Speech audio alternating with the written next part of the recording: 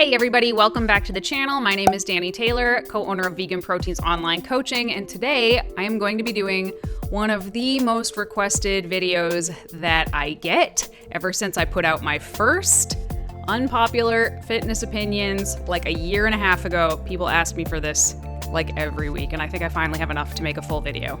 So bear with me guys, because I was sick last week and I'm not 100% better yet. So hopefully I don't make too many sniffly noises here that my brother, my kind, sweet brother, will have to edit out. My asthma. Okay, unpopular fitness opinion number one is that you do not have to kill yourself every time you go to the gym. There is this prevalent vibe in the fitness community of like no pain, no gain. Like if you're not spent at the end of a workout, like it didn't even matter. And not only is that not true, but it is actually usually counterproductive to most people's goals. You shouldn't be killing yourself every single time you go to the gym. Like, yes, it should always feel like effort. It should always feel challenging, but it should not feel like every single workout you left everything on the table. There's no way that you can recover from that properly. You're way more likely to get injured and you're going to progress less predictably. More on this later. The next one is that I think fat loss is actually really simple, and that is my opinion. Fat loss is very simple. It is not easy. It is a very challenging thing to do, but there's nothing magical or miraculous or special about it. There's no secrets behind how to do it. It is very, very simple. You need to be burning more calories than you take in. You need to be eating enough protein that you're not burning away your muscle, and you need to be strength training for the same reason. That's really it when it comes to fat loss. I mean, yeah, there's more nuances depending on how new or advanced you are, but there's no like secret weapon up anybody's sleeve that's going to change the mechanisms of fat loss. Hot take. Chipotle is incredibly mediocre. There, I said it.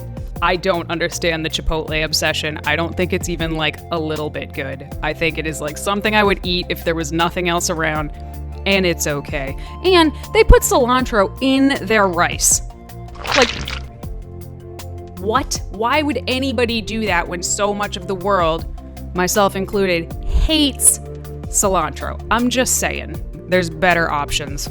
Holla at Moe's. You better edit that out. Taking pre-workout, especially on a regular basis, will actually make it much harder to recover. Now, I understand why people like to take pre-workout. It feels good. It gives you energy when you might not have a lot of energy. But like with any stimulant that you consume, that energy that it's giving you is basically borrowed from the future. So when you take a pre-workout, basically it's giving you artificial energy that you're borrowing from your future self, and you're able to do more in the gym than you would be able to do without it, right? That's like one of the allures. But going back to that first point of like, you shouldn't be killing yourself every time. You shouldn't really be doing more than your body is capable of doing in any particular workout, because you're not going to be able to recover from it. And what's going to happen is the next day or the next week, you're going to be even more exhausted. You're going to need to take more pre-workout to have the same effect. And eventually you're going to need to have so much caffeine just to like live at a baseline that it's just not a great strategy long term. Now, I'm not saying don't use caffeine. It's a very effective supplement depending on how you use it. And there are ways to utilize pre-workouts, and some pre-workouts don't have stimulants in them at all. And I think some of those are great. But if you do take stimulant pre-workouts, also take a break from them sometimes, because they make it much harder to recover from workouts because they're increasing your work capacity artificially for a limited period of time. So the next hot take is that ass to grass squats are not any better than parallel squats. When I first started squatting many years ago, the prevalent idea was that if you weren't bouncing your butt off of the back of your ankles, then you weren't properly squatting. And this led to a lot of people trying to squat their ass all the way down to the floor without the mobility to actually be able to do this. So they had butt wink and spinal flexion and all of these things that are not great and certainly not making your squat any better. The best way to squat is with proper form as low as you can go, what your mobility can actually allow for, and what makes sense for your goal. You don't get better glute activation the lower you go or anything like that. If you're hitting parallel, you're getting as much activation as you're going to get. Now, this isn't to say that there's never a place for ass to grass squats. This isn't to say that there's never a place for ass to grass squats. There totally is. Olympic lifters almost have to do that in order to get the kind of momentum that they need to complete their lifts, whereas power lifters go out of their way to make sure they are not squatting any lower than they absolutely have to so that they can get the maximum amount of pounds on their squat. So only squat as low as your mobility allows, and that's going to be much better than trying to get lower just for the sake of getting lower. Okay, so in my first hot takes video, I talked about how way more people are on performance enhancing drugs than you think. Like, way more. And that is still true. But another thing that I also think is that genetics play a much larger role in what someone's final shape is going to be than we would care to admit. Now, I cannot stand it when someone uses their genetics as a crutch or a reason to not push or change or grow. As somebody who was obese before, I kind of don't want to hear it. That said, there are still a lot of things pertaining to your genetics that are going to define some of your limitations. For example, calves are a huge genetic muscle group. Like, if you have great calves, you probably have great calves without doing a whole lot for them. And if you have weaker calves, you're gonna have a harder time building them up than somebody that doesn't.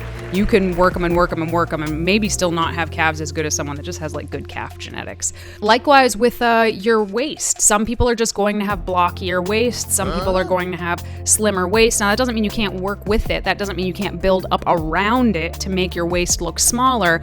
But to a large degree, we get what we get. And rather than just pretend that that's not the case, acknowledge kind of what your genetic, I don't even want to say limitation, just what your genetics kind of point towards. Look at the people in your family. You're probably going to be shaped kind of like that. My mom and my sister, and we all look different, but there are huge genetic components there as well. Next unpopular opinion, which may not even be an unpopular opinion anymore, I'm not sure, but starvation mode does not exist. So I might have even mentioned this in my first video, I can't remember, but it's still true. There is no such thing as eating so little that you can't lose weight. I still hear people talking about this pretty frequently, oh, I was just eating so little that I couldn't lose weight. If that was true, nobody would starve to death. Think about it. Really think about it. If it was possible that you could eat so little that you didn't lose weight, or so little that you gained weight, people starving in other countries would never die of starvation. It's just not true. You can be aiming to eat so little that by the weekend you're starving and then you cave and eat everything. And that can certainly cause you to not lose weight or cause you to gain weight. Or certainly metabolic adaptations take place if you eat too little for too long. Your body is going to try to slow down a lot of systems to try and preserve your body weight and preserve your life for as long as it possibly can. So things like your digestion will slow down, you might fidget less, your core temperature might drop a little bit in order to burn fewer calories. So that is true that your metabolism can adapt down if you diet for too long. But you cannot eat so little that you stop losing weight. That's not a thing. Hot take. I hate the wine mom trope. I don't like it. I don't like it one bit. I don't think it's funny. I don't think glorifying drinking wine because it's noon somewhere and peace, love, and wine. I just don't think that's funny at all. And not just the wine mom. I don't want to make this about moms in general. I just think in general, we tend to kind of glorify alcohol. And I do not say this from a high horse of somebody who never drinks. I do occasionally drink, but I don't think it should be a cultural norm to overconsume alcohol. It's funny. It's not funny. I don't know. It doesn't sit right with me. Curious to hear what you guys think about it. Okay, my next opinion is that all exercise is valid, and I have not always felt this way. I remember when I started training, I thought that, and I started as a quote unquote cardio bunny who was kind of afraid of the weight room. And then when I started weight training, I started to look down my nose at people that, were doing cardio or Zumba or step classes. And man, what a crappy thing to do. At this point in my life, I realized that walking is, I mentioned this before, the most underrated exercise that exists, but really all types of moving your body are good types of moving your body. And if somebody doesn't love strength training, that's okay. If they like running, I don't need to understand it, but that's great for them. Just like if they don't like lifting, there are other forms of resistance training that somebody could do that isn't just going in the gym and doing heavy deadlifts. All exercise is good exercise. All right, the next thing that I never ever want to hear again is the word cheat in reference to what somebody is eating. I'm having a cheat meal. I'm having a cheat day. Every single one of my clients, and they do it sometimes, they slip up and they say it, and I'm like, you had a what? And then we change it to free meal or untracked meal or something. It may sound like semantics, but just this idea that you have a cheat meal or a cheat day, cheating is inherently bad. Like, just the definition of it is bad. So when you have a cheat meal or a cheat day, you are implying that you did something bad, not that you're a grown-ass adult who made a decision to have a piece of cake and that's okay sometimes. Like, just a thought. If you are living in a diet where you feel like everything you eat that doesn't fall within the realm of that diet is a cheat or a bad thing or something that you need to be punished for or pay for, it's probably not very sustainable. It's probably not going to last very long. And it's not very nice to yourself either. You're getting sassier as I go along. Here's a hot take. Don't crowdsource your goals on the internet. Every single day I go on Facebook, there's a picture of somebody like posing in front of the mirror or whatever going, hey guys, I don't know what I should do. Should I bulk? Should I cut? Should I what? That is not the place. That is not the forum. And like, if you're just doing it to generate engagement, cool, good for you. But like in general, don't ask a crowd of strangers on the internet whether you should bulk or cut. I just don't think that's a great idea. If you've spent like 2.5 minutes in any fitness forum on the internet, you know that it's like largely a cesspool of poor information with a handful of people trying to give out good information that will very soon become discouraged by the ocean of bad information that they're trying to wade through, and will give up and will stop leaving comments on things. So, yeah, reach out to a professional. Like literally even just DM someone a professional on Instagram and ask them what they think.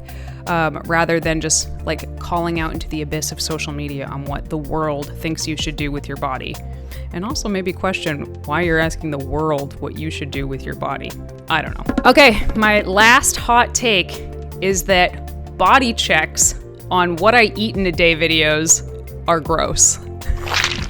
Every single what I eat in a day video seems to start with somebody blatantly and obviously showing you how awesome their body is, and then immediately diving into what they had for breakfast that day. And the implication is so clear. You want a body like mine? You eat what I eat.